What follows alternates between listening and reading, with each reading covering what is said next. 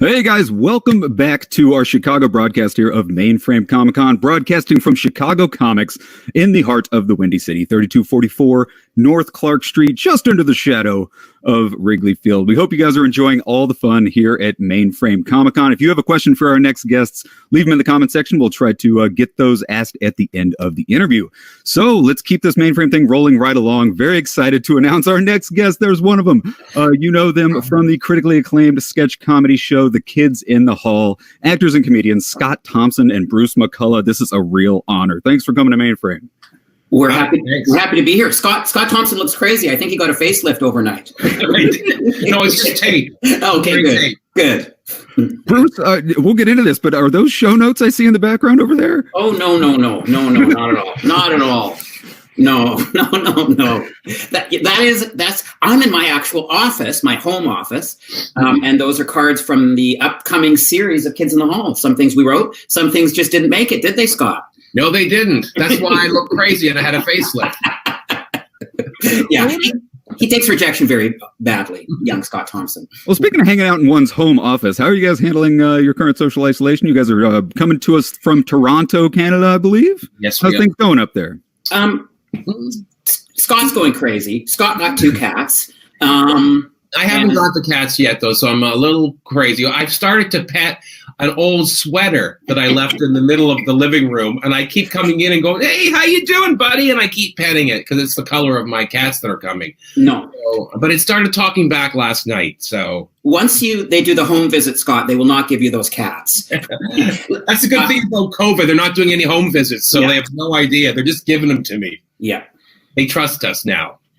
Well, I mean, let's go ahead and jump right into it, guys. Kids in the Hall, I mean, personally, huge fan. I've been watching your show since I was a child, been watching it all through. I've seen the live stage show, loved the movie. I wonder if we can kind of wind the clock back just a couple years to the beginning of Kids in the Hall. Let's take a little trip down memory lane. Can you kind of explain to our audience sort of how the 5 of you guys got together, your introduction to Lorne Michaels, pretty much the entire history of the early years of Kids in the Hall? Shouldn't I just go, these are the Daves I know? No.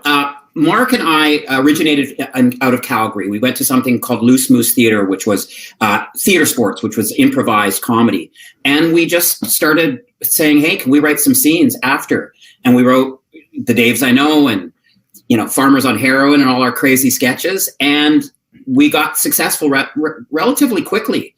And then I said, we have to move to Toronto. Calgary successful. Yeah, Calgary successful. There was 9 people in the audience, 3 of them with cowboy boots. And we came to Toronto, and then we had made a friendship with Dave and Kevin and started working with them. And then the Gay Blade came in near the end and gave us our performance power in Scott Thompson. And so we just, it sounds like it happened fast, but it seemed like it took forever in our minds, I think. It did. I thought so. Yeah. And we had been scouted by Saturday Night Live, and Mark and I ended up going as writers. And we sort of became friends with Lorne because we were Canadians, and he'd walk by our office and go, Canadians are really nice. And he said, do you want to come out to Amagansett sometime? And I said, why? Is it a work thing? He said, no, it's a social thing. I said, oh, no, I don't think I need to go. But he became friends with us, and he came and saw the troupe and said, hey, let's do a show. And many years later, we got on the air. Yeah. Is that pretty much right, Scott? Did he skip anything? Pretty much right, yeah. Yeah, it's pretty close. And then Lorne brought us down to New York, and he wanted to test us in 87, 88. And he said, you're big in Toronto, but that's nothing compared to New York. He wanted to see if we could make it in New York. So he brought us down to New York. He put us up in really crappy apartments. He gave us an allowance, and he had us open for everybody. He just said, you're going to do it. You're going to open for all these people. You're going to learn. I'm going to give you an allowance. And at the end of 6 months, if you have an audience, then we'll really see about getting you a show. And it worked. We got a Rolling Stone story, and that was it. And then Canada, you have to be successful in the States before they take you seriously here. So that worked out well. Well, let's go ahead and talk a little bit about the show, guys. Since it's just the two of us, I feel like we can be honest with one another. We can let all the truth fly. But out of all the 5 cast members, who do you think plays the sexiest, most attractive female? And can you point to a specific character who you think really crushed the other gender more than anybody else? May I say something here about this? Yeah. I've always found this very interesting. That men always say this. They always go, "Who's the best-looking woman?" As if the best-looking woman is the most realistic woman.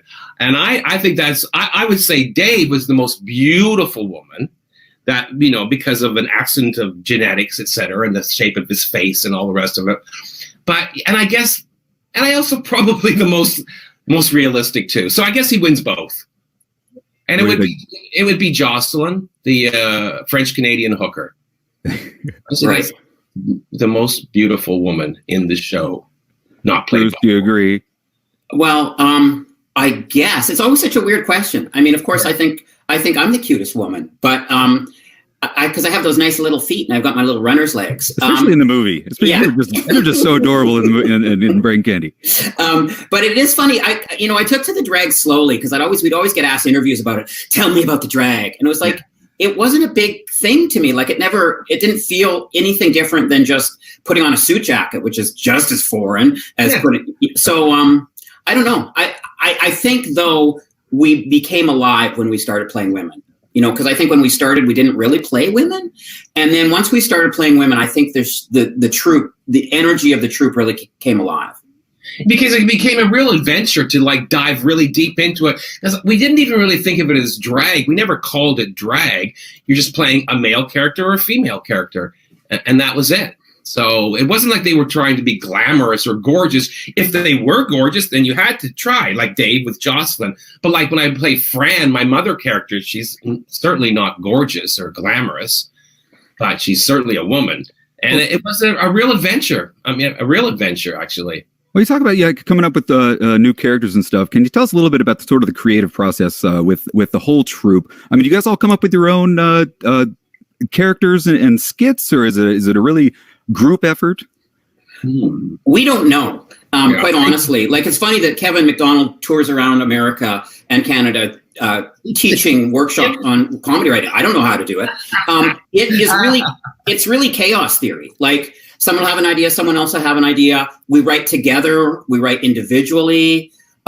We fight about ideas. Someone will take somebody else's idea and say, "Oh, I'm writing that up. Hey, you can't write that up. That's my idea." Yeah. And what was interesting for this Amazon show is that we spent a lot of time together in a room, like just blue skying, as they call it. Just like, you got anything? Yeah. How about a hostage taking situation? Okay. And like just going, I said to Mark, "Hey, how about something on the wonderful world of recycling?"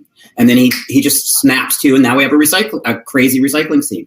And I think our show, the new series, is going to be really good for that reason. That before COVID, got us working virtually, we spent weeks together around a table in the way we really probably hadn't, right, Scott? And I think it really helped us face each other, laugh at each other's ideas, and like when the Pixies go on the road, they got to play with each other, and that's what we did. I think we were a little more generous with each other than we were when we were younger. And I think that's a good thing because, as Bruce said earlier, like, there's something that happened in this one that never really happened before. Someone would have an idea and they didn't really have the energy or how to write it, and someone else would take it and write it. And that didn't really happen before. Like Squee, this piece that I wrote. It didn't get in, but I'm still going to keep pushing. But it was still get in. Yeah, about pigs looking forward to being slaughtered. But I loved it because I knew how to write it. And but that sort of thing didn't really happen before. I remember when Bruce, when you tried to write the Buddy Cole monologue? Right. I was having none of it years ago. Yeah, once I wrote him a monologue and he said, "I'm not doing it, but I'll strip it for jokes." I did. I mean, I still might do that today, but I would be much more open to thinking, geez, someone else might have a good idea too. Right. So that was really exciting, and we were very lucky that we had all those weeks before the world fell apart, before they pushed us into solitary confinement, and that was a real gift to us. It looks like Bruce is still working back there. I'm working. He's got a lot of notes on his wall. We're still working. I'm not stopping. I thought you were talking about he kept changing his décolleté tabs. Yeah. Opening it and then closing it. And going, Speaking of Buddy Cole, are we going to see any Buddy Cole in the upcoming Amazon? I know you guys can't say much about it.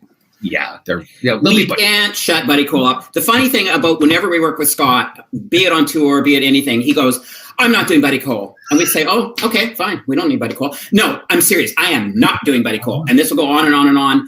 And then he'll finally go, okay, I'll do Buddy Cole. The show needs him. And it's like, Scott, we don't really want you to do Buddy Cole. And it's just a fun game to play with Scott for 30 years. And we played it all through this one, too. So, yes, making an appearance, even after me making a speech about, you know what, I think we've gone past Buddy Cole. I know I have 11 monologues, but I don't need to put them in.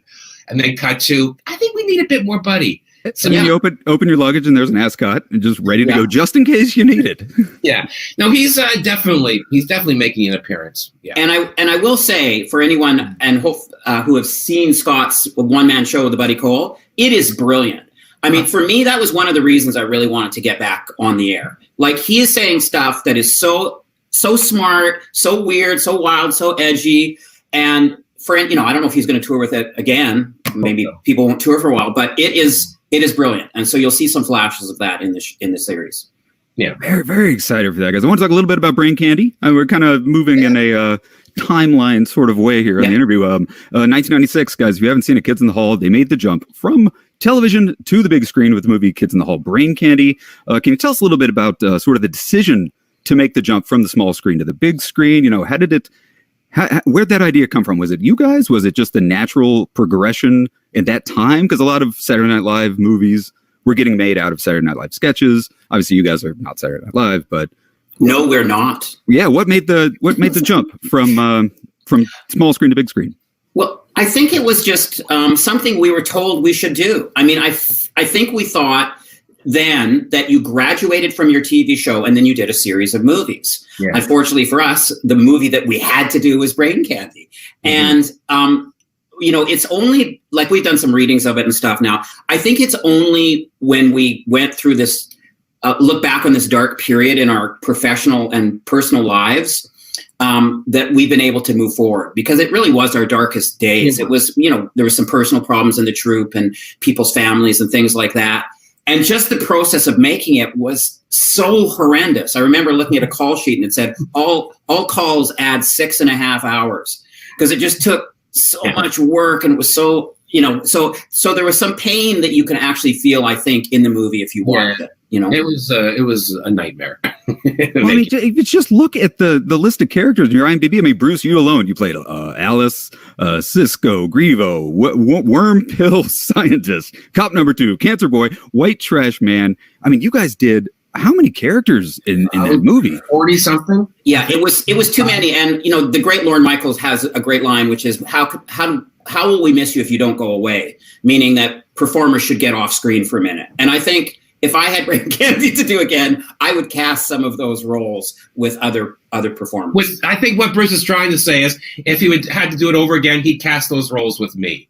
I think. Yeah, of course. Well, Scott, your list is insane. I mean, there were times in that movie where you're playing Mrs. Hurticore and a scientist, like in the same scene. I know. What was Dave doing while you were over here filling all the spots? I never spoke to Dave once during that movie, so I have no idea. I only spoke to him when we were shooting. That's the truth. So with the movie was so ugly back then. So many characters. I mean, can both you guys point to a character you liked? A playing the most in Brain Candy, and B, you were most happy with the way that it came out on screen. Well, I mean, I have to say Cancer Boy, because it is the beauty of our stupidity. Like, and the fact that we didn't cut Cancer Boy out of the movie, which was, it took a hit. Like they pulled the advertising when we wouldn't take Cancer Boy out of the movie or minimized it. And so it was, win the battle, not the war. But I still think that sweet little soul of that little guy, there's just something about him that I loved so much. And so I'd have to say Cancer Boy. Yeah, I agree. I think you're right. I think it was Cancer Boy, and I can't believe people still to this day think Bruce played Cancer Boy. It's unbelievable to me. I let it go. You know what? I've gotten gracious. I think that's the only word for me. Yeah. Well, I mean, another character, and then this one always kind of fascinates me. In 1997, Mike Myers famously parodied Lorne Michaels as Dr. Evil and Austin Powers, but you guys did it first when Mark McKinney played Don. Don Roartor. Yes. Did Lorne know that was coming, or did it take him by surprise? Was it his idea? Did he have to give you the green light, or did he even realize you guys it was an obvious Lorne Michael parody? I remember we had the first screening at Paramount. And we didn't tell him, and I guess his people should have told him. He came, and he was white. He came from the screen. We walked from the screening together to his bungalow, and he said, "I guess I should be flattered." And I said, "Yeah, we all love you. It's such a loving portrayal." And he went, and I saw him kind of make the decision. Okay, that's cool, because he's such a smart guy. He knows that he should be fodder too. And there's no one more interesting as an enigmatic, sort of laconic powermonger than the great Lorne Michaels, for sure. But he didn't know what was coming. And we're all Canadian, so we can do it. I think that's why you let Mike and us take the piss out of him. Right. You get to well, I mean, I want to talk about the live stage show. We were lucky enough to see, I believe it was the Rusty and Ready tour when you came to the Chicago Theater. It was absolutely amazing. You came out in the white wedding dresses right at the bat. I mean, you did some of my favorite sketches live on stage. I mean, at what point after the movie, after the series, did you guys say, you know what, let's take this thing on the road and see if it works? And how's it different than, your experiences on set? Well, I think it was 5 years before we toured. After Brain Candy, we didn't speak to each other for years. Actually, each person went into their own little orbit, and then sort of realized that we're better together. And then we slowly came back together again. And I guess 5 years after we put everything to bed, we started touring again, and it was fun. Well, and I think that is the thing. I think once we realized. It was the first time we went out was in 2000, and somebody said, "You're selling tickets faster than Sting." It's like, oh, great. Great, I have to do more shows. And that's how it was at that time, but it was so fun. And I think, we had lots of fun doing the show, and we have fun together, but mostly it's hard. And I think the live shows have always been fun. It's always been fun to be drunk on the bus with my brothers going from Portland to Seattle. And playing for people, and because we never really got to enjoy ourselves when we were doing the show. The TV show, it was just such a grind. I remember going to bed every night with my ears ringing because I was so exhausted. But the tour was so much fun that we wanted to keep doing it. And then about touring and performing like that, you don't have to write; you just have to perform, and that's a beauty, because writing's such a burden. And I mean, I love it, but it is a burden. And it haunts you until you get it right. But once you're ready to perform, it's a dream. Bruce, we got a hilarious question here in the comment section. I wanted to ask you from BA in the house. He writes, Bruce, if there was a pill that gave worms to ex-girlfriends, would you use it? Again. Well, I would need hundreds, to be quite frank. Okay. No, that would be cruel. That would be misogynist. I couldn't. That'd be horrible. That was just a character I was playing. That's a terrorist act. Yeah.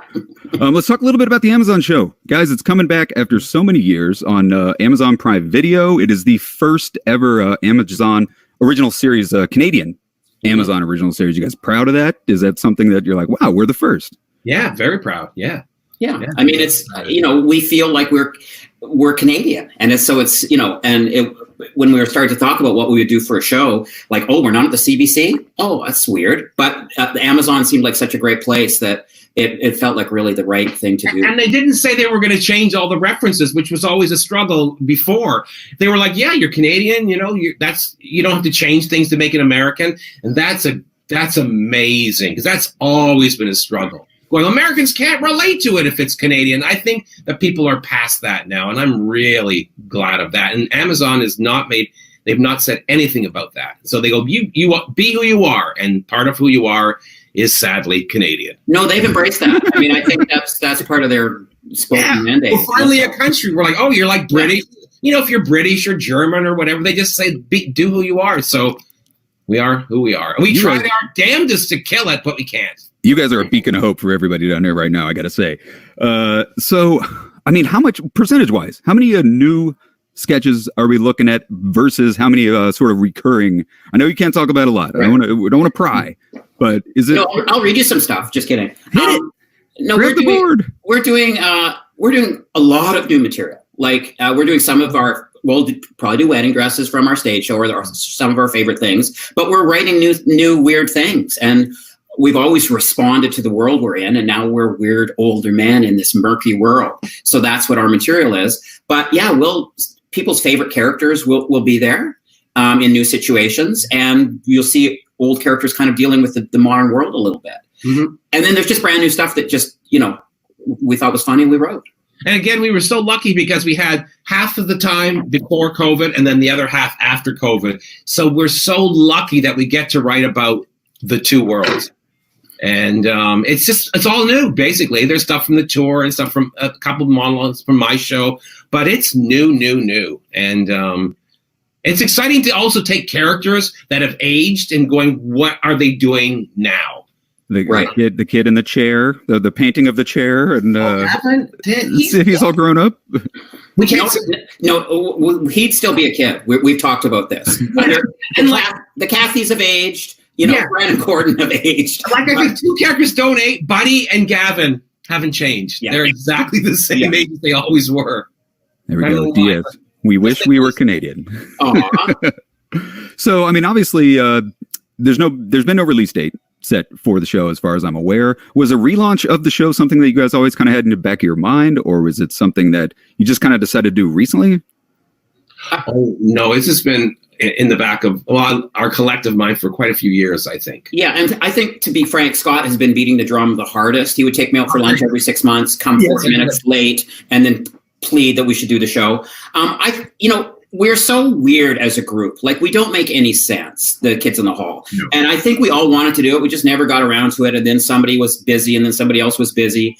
And it sort of became like, okay, if we don't do it now, we're never going to do it. Yeah. And I think we've loved each other so much over the last few years that it felt like, let's do this again, because we still have stuff to say, Yeah, because I don't know, like for me, it's the place where I'm most myself. It's where I get to do what I do. And I think all of us are like that. And so I've wanted to do this for quite a few years. And I'm because I want to comment. We want to comment on the world as we go through it. It's like, that thing 7-Up, where they go back to those kids every 7 years. We're kind of like that. We're like the 7-Up gang. We're now the, 59 Up gang, you know?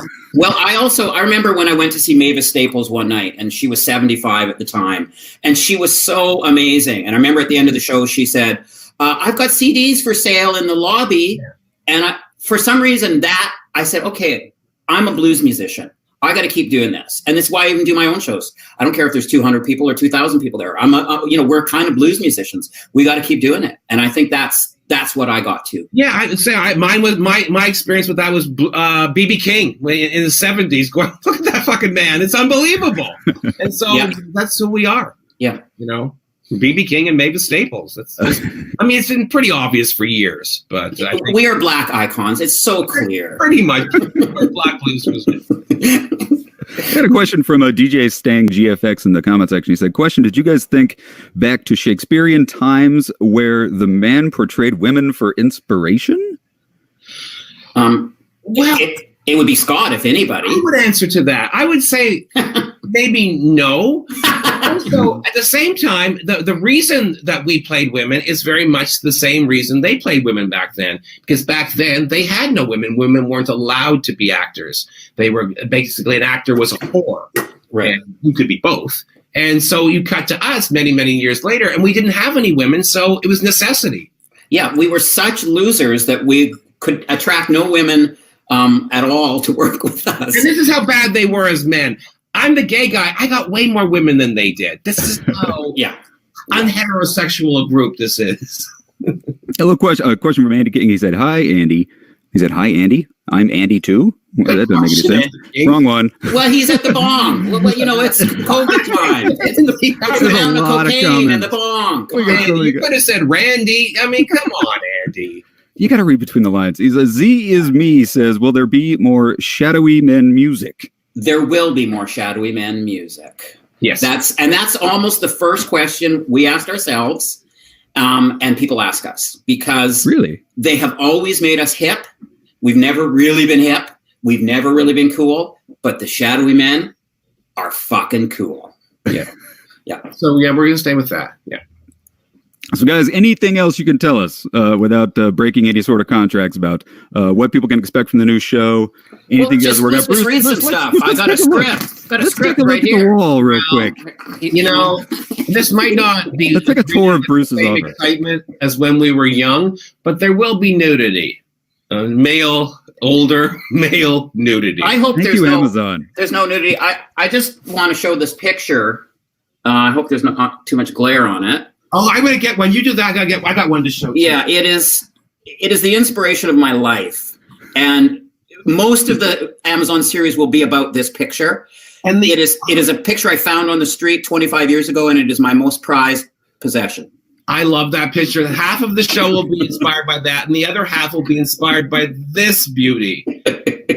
Bruce, you remember this? Oh yes, very well, very well. Tell the little story about that. You found it, didn't you? Yeah, I found it in the street. That's where all my stuff comes from. And I still have it, and it's now in my office, and it's going to be my new avatar. There you go. There you go. So that's what our show is going to be about. Are you pleased that I have that still, Bruce? Oh yeah, I am. And then the other part will be Ted Kennedy doll, teddy bear, which is so that's what the Amazon series is going to be all about. And this will be the credits. The credits will be here. And then, of course, the closing of the show is my David Bowie quote. Yeah. I know when to go out, I know when to stay in. And then, of course, we're like, we're the good guy, but, we're also the bad guy. Yeah, good bit, Scott. Good bit. Good bit. All right, I want to ask you if this means anything to you in the comment section. From Catherine Cox says, "Hey, Bruce, this is Jane's mom. She certainly was attracted by you guys. Do we know who Jane is and who her mom is?" No, but I see a picture of her mom. She's not bad either. Not bad. Yeah. That looks like... Yeah. Oh, I'm not going to say anything. I'm just going to put the ram's head back up. Yeah, he needs the ram's head. Put my crotch right here. There you go. There you go. There we go. Professionally later. I shouldn't have done that. I shouldn't have ripped it off the wall. Didn't even. Big Boss writes, "This is going off the rails, and I love it." Yeah, this is what our pitch sections have been. Scott doing like bits while we're actually spilling coffee on his computer and doing bits while we're trying to write. Can't do comedy this way. Yeah. Well, guys, I wish we could do this all day long. We got to wrap it up. We're going to move on to our next guests, which are the cast from the movie Clerks. Thank you so much, Bruce and Scott, for coming to Mainframe Comic-Con, donating your time generously. Anything you'd like to tell the audience out there before we let you go? No, just that we love you. Yeah. Stay sane. Stay safe. We'll all get through this. Well, guys, look for season 6 of Kids in the Hall on Amazon Prime Video coming at some point. So stick around, guys. We're going to take the shortest of breaks. We're going to continue broadcasting live here from Chicago Comics on Mainframe Comic-Con. And stick around. Up next, Brian O'Halloran and Marilyn Gigliotti from the movie Clerks. Stick around. Thanks, Bruce and Scott. See you later. See you guys after this short break. Thank you.